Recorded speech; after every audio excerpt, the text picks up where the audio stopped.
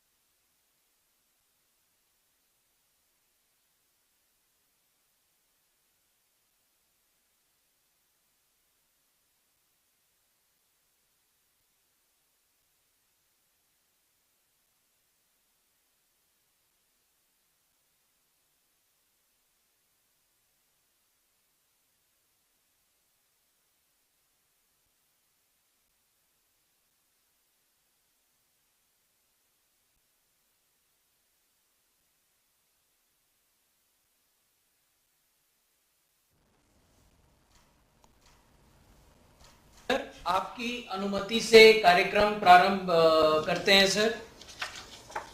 परम आदरणीय प्रधानमंत्री जी, माननीय स्वास्थ्य एवं परिवार कल्याण मंत्री जी, माननीय राज्य मंत्री महोदया, सभी आमंत्रित महानुभाव, स्वास्थ्य मंत्रालय द्वारा आयोजित बजट वेबिनार में हम आप सबका हार्दिक स्वागत करते हैं।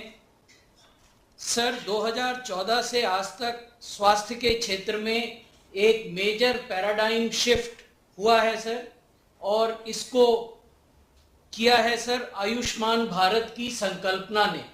आयुष्मान भारत की संकल्पना सर 4 स्तंभों या 4 पिलर्स पर आधारित है। Ayushman Bharat health and wellness centres, Ayushman Bharat Pradhan Mantri Jan Arogya Yojana, Ayushman Bharat digital mission, Pradhan Mantri Ayushman Bharat health infrastructure mission. इन 4 स्तंभों पर सर जो मुख्य फोकस रहा है और जिसने विभिन्न वार्षिक बजटों में भी रिफ्लेक्शन पाया है, वो है sir emphasis on wellness. Sir, हम प्रिवेंटिव, प्रमोटिव और क्यूरेटिव हेल्थ के इन तीनों आयामों को बल दे रहे हैं और केवल ट्रीटमेंट आधारित हेल्थ से हटकर वेलनेस आधारित हेल्थ की ओर बढ़ रहे हैं। सर, आपके मार्गदर्शन में और नेतृत्व में हेल्थ के जो विभिन्न योजनाएं हैं सर, वो सैचुरेशन मोड पर क्रियान्वित की जा रही हैं। ब्लॉक लेवल पर, सब डिवीजन लेवल पर, जिला लेवल पर, चाहे इंफ्रास्ट्रक्चर हो, डायग्नोस्टिक्स हो या ट्रीटमेंट फैसिलिटीज हो, उनको सैचुरेशन मोड पर इम्प्लीमेंट किया जा रहा है। साथ ही सर, देश में बनी हुई टेक्नोलॉजी, पर्टिकुलरली इंफॉर्मेशन टेक्नोलॉजी का उपयोग करते हुए हम आगे बढ़ रहे हैं। आज के इस वेबिनार में सर 3 मुख्य सत्र हैं। पहला सत्र आयुष्मान भारत डिजिटल मिशन पर, दूसरा नेशनल टेली मेडिसिन और ई संजीवनी प्लेटफॉर्म पर, और तीसरा टेली मेंटल हेल्थ कार्यक्रम पर, जिनकी घोषणा इस बार के बजट में की गई है।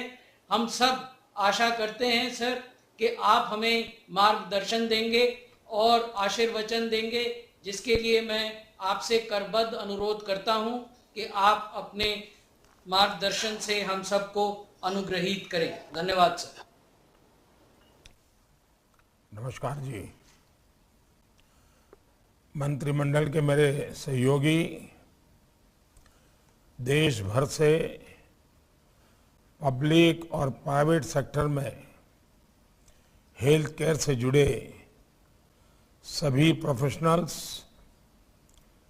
Paramedics, nursing, health management, technology और रिसर्च से जुड़े सभी महानुभाव, देवी और सज्जनों, सबसे पहले तो आप सभी को दुनिया के सबसे बड़े वैक्सीनेशन मिशन को सफलतापूर्वक चलाने के लिए 130 करोड़ देशवासियों की तरफ से मैं बहुत बहुत बधाई देता हूं। भारत का हेल्थ केयर सिस्टम कितना एफिशिएंट है, किस प्रकार मिशन ओरिएंटेड है, इसे आपने पूरी दुनिया के सामने एस्टैब्लिश किया है। साथियों, ये बजट बीते 7 साल से हेल्थ केयर सिस्टम को रिफॉर्म और ट्रांसफॉर्म करने के हमारे प्रयासों को विस्तार देता है। और जो बजट के शास्त्र के जानकार लोग हैं, वो इस बात को महसूस करते होंगे कि डे 1 से हमारी बजट हो या हमारी नीतियां हो, एक कंटिन्यूटी है और प्रोग्रेसिव अनफोल्डमेंट है।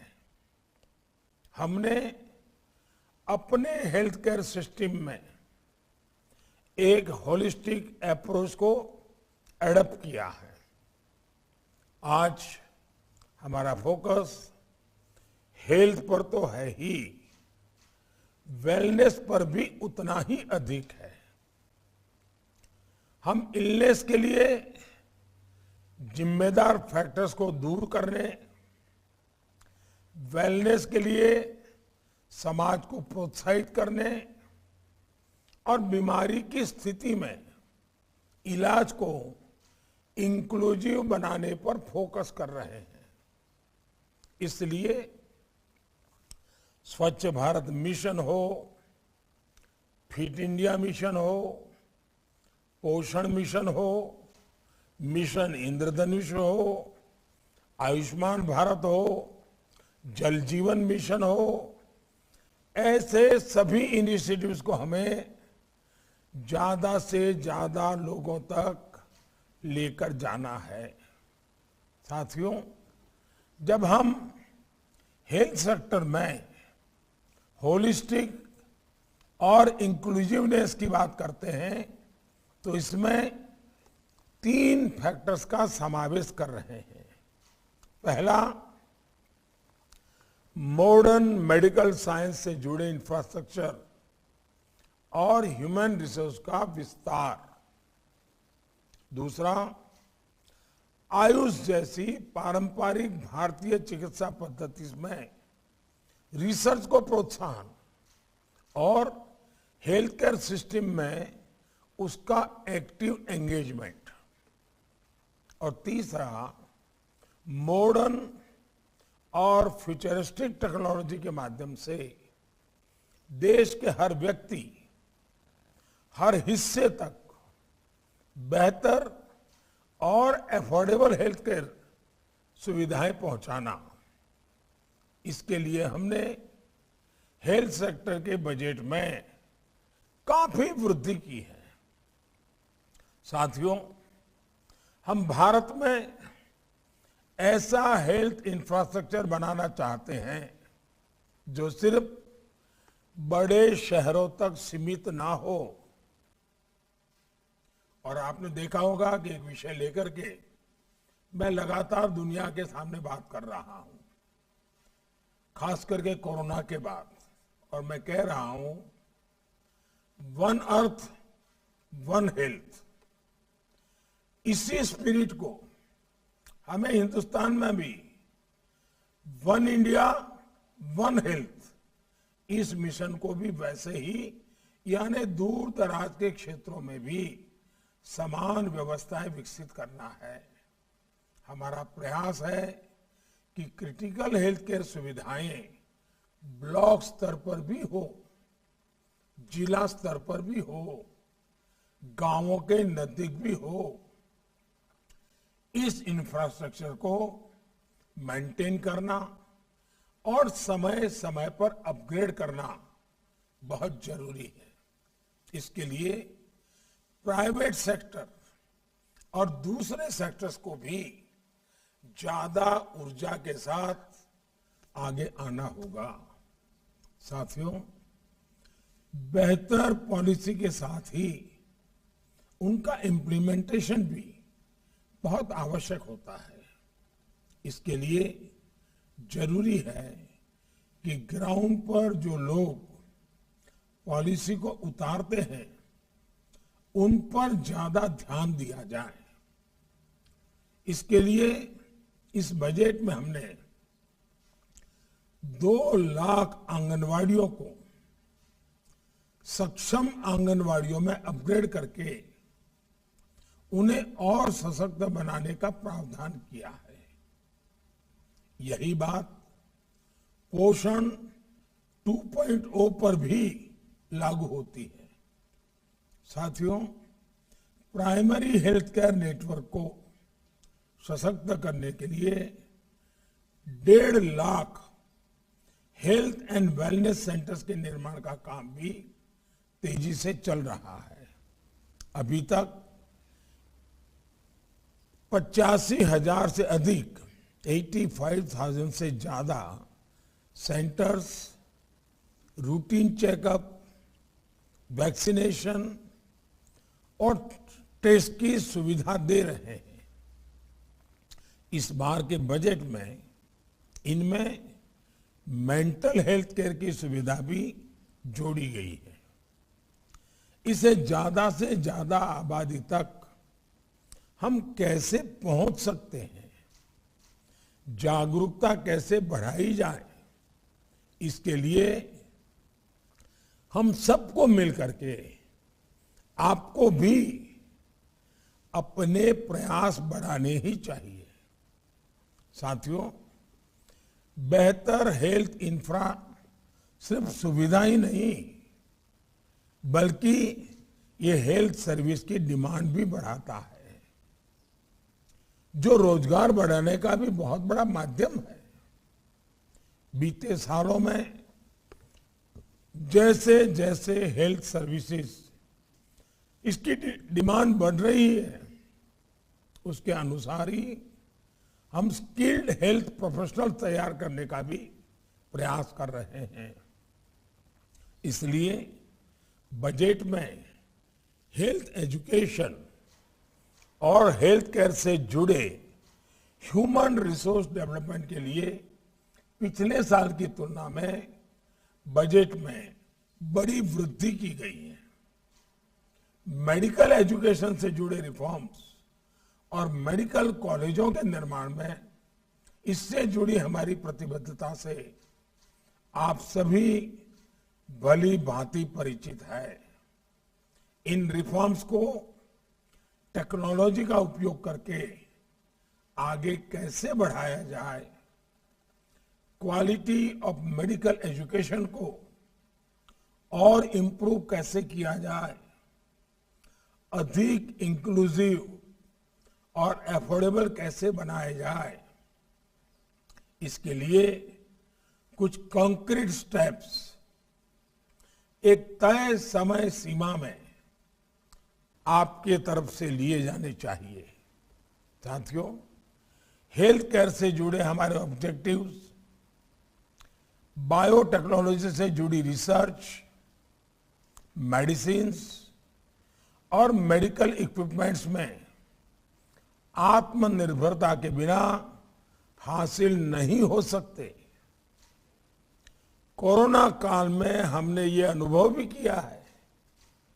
जेनरिक, बल्क ड्रग्स, वैक्सीन और बायोसिमिलर्स के क्षेत्र में विकास की संभावनाओं को हमें टैप करना है। इसलिए हमने मेडिकल इक्विपमेंट्स और दवाओं के कच्चे माल के लिए पीएलआई स्कीम शुरू की है। साथियों, कोरोना वैक्सीनेशन में कोविन जैसे प्लेटफॉर्म के माध्यम से हमारी डिजिटल टेक्नोलॉजी का लोहा पूरी दुनिया ने माना है। Ayushman Bharat digital mission consumer और हेल्थ केयर प्रोवाइडर के बीच एक आसान इंटरफेस उपलब्ध कराता है। इससे देश में उपचार पाना और देना दोनों बहुत आसान हो जाएंगे। इतना ही नहीं, ये भारत के क्वालिटी और अफोर्डेबल हेल्थ केयर सिस्टम की ग्लोबल एक्सेस भी आसान बनाएगा। इससे मेडिकल टूरिज्म बढ़ेगा और देशवासियों के लिए इनकम अपॉर्चुनिटीज बढ़ेगी। इस वर्ष के बजट में इस मिशन को सशक्त करने के लिए आयुष्मान भारत डिजिटल मिशन के नाम से एक ओपन प्लेटफॉर्म की बात की गई है। इस प्रकार के नए कदमों से स्कोप और इम्पैक्ट पर हमें गंभीरता से चर्चा करनी होगी। साथियों, कोरोना काल में remote health care, telemedicine, tele consultation लगभग 2.5 करोड़ मरीजों के लिए समाधान बनकर के आया। शहरी और ग्रामीण भारत में हेल्थ एक्सेस डिवाइड को कम करने में ये टेक्नोलॉजी बहुत काम आ सकती है। अब तो हम देश के हर गांव में फाइबर नेटवर्क पहुंचा रहे हैं। 5G टेक्नोलॉजी भी अब आने में देर नहीं होने वाली है। 5G टेक्नोलॉजी के उपयोग से रिमोट हेल्थ केयर को जमीन पर उतारने के लिए हमारे प्राइवेट सेक्टर को अपनी भागीदारी बढ़ानी चाहिए। हमारे गांवों में इतनी डिस्पेंसरीज हैं, आयुष के सेंटर्स हैं, उनको हम शहरों के बड़े प्राइवेट और पब्लिक अस्पतालों के साथ कैसे जोड़ सकते हैं। रिमोट हेल्थ केयर और टेली कंसल्टेशन को कैसे बढ़ावा दे सकते हैं, इस पर भी आपके सुझावों का हमें इंतजार रहेगा। ड्रोन टेक्नोलॉजी का हेल्थ केयर में अधिक से अधिक उपयोग बढ़ाने के लिए हेल्थ सेक्टर से जुड़े हमारी प्राइवेट कंपनियों को भी आगे आना होगा। साथियों, आयुष की भूमिका तो आज पूरी दुनिया भी मान रही है। हमारे लिए गर्व की बात है कि WHO भारत में अपना विश्व में अकेला global centre of traditional medicine शुरू करने जा रहे हैं। अब ये हम सभी पर निर्भर करता है कि अपने लिए भी और दुनिया के लिए भी हम आयुष के बेहतर समाधान कैसे तैयार करें। कोरोना का ये कालखंड हेल्थ केयर और फार्मा के मामले में भारत के सामर्थ्य से दुनिया को परिचित कराने का भी है। इसलिए इस वेबिनार से टाइमलाइन के साथ जरूरी एक्शन प्लान निकलेगा तो मैं समझता हूं ये बहुत बड़ी सेवा होगी। और भी मैं एक बात बताना चाहूंगा, खास करके प्राइवेट सेक्टर के साथियों से।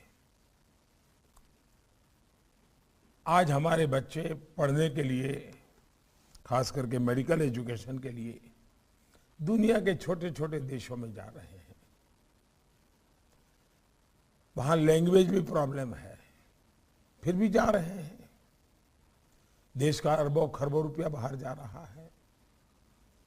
क्या हमारे प्राइवेट सेक्टर बहुत बड़ी मात्रा में इस फील्ड में नहीं आ सकते? क्या हमारी राज्य सरकारें इस प्रकार के काम के लिए जमीनों को देने में उम्दा नीतियां नहीं बना सकती हैं, ताकि अधिकतम डॉक्टर्स हमारे यहाँ तैयार हो, पैरामेडिक्स तैयार हो। इतना ही नहीं, हम दुनिया की मांग पूरी कर सकते हैं।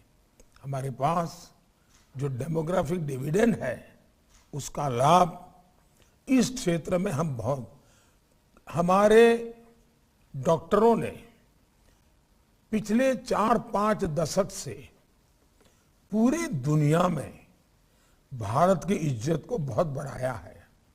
भारत का डॉक्टर जहां भी गया है उसने उस देश के दिल को जीता है।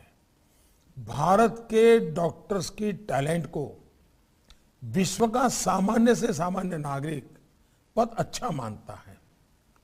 इसका मतलब हमारा ब्रांडिंग हो चुका है।